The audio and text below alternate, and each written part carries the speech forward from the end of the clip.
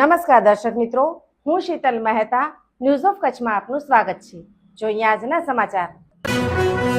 વ્યાપારી સંસ્થા Gandhidham chamber of કોમર્સના સહયોગથી ભારતીય મીઠા ઉત્પાદન સંગઠન અને ન્યુટ્રિશન ઇન્ટરનેશનલના ઉપક્રમે ખોરાકમાં વપરાતા ખાદ્ય નમક ડબલ ફોર્ટિફાઈડ મીઠાના મહત્વ અને તે અંગે જાગૃતિ કેળવવા સેમિનારનું આયોજન કરાયું હતું અને સંસ્થા દ્વારા સંકલન સાધી નમકની ગુણવત્તાઓનો અભ્યાસ કરી જન આરોગ્યને પોષણક્ષમ બનાવવા પ્રયાસ કરાયો છે। ચેમ્બર પ્રમુખ તેજાભાઈ કાનગડે જણાવ્યું હતું કે ગુજરાત સમગ્ર દેશનું 75% મીઠું પકવે છે, તેમાં મહત્તમ હિસ્સો કચ્છમાંથી ઉત્પાદિત થઈ દેશ અને વિશ્વમાં જાય છે।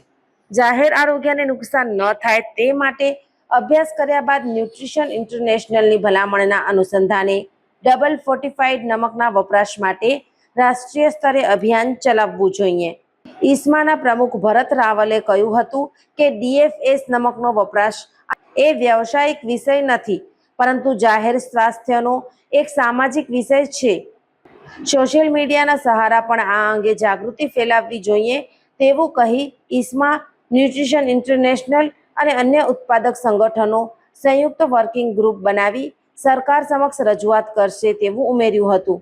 ન્યુટ્રિશન ઇન્ટરનેશનલના ક્ષેત્રીય પ્રોગ્રામ ઓફિસર રંજકુમાર ઝાએ ડબલ ફોર્ટિફાઈડ નમકના મહત્વ અંગે પ્રકાશ પાડી તેના ઉત્પાદનથી લઈને વપરાશ સુધીની રૂપરેખા દર્શાવી હતી।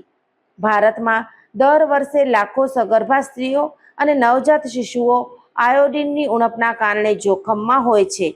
ચેમ્બરના માનદ મંત્રી મહેશ તીર્થાણીએ જણાવ્યું હતું કે ગાંધીધામ ચેમ્બર, ન્યુટ્રિશન ઇન્ટરનેશનલ, ઈસ્મા અને નમક ઉત્પાદકો સાથે મળીને ડબલ ફોર્ટિફાઈડ નમકના વપરાશના મહત્વને એક ઝુંબેશ સ્વરૂપે લેવા અને સહયોગ પાઠવવા સરકાર સમક્ષ રજૂઆત કરશે।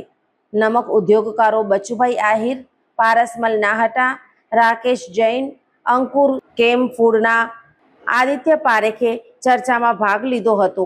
આ હતા આજના સમાચાર। આવતીકાલે ફરી મળીશું, ત્યાં સુધી મને રજા આપશો। નમસ્કાર।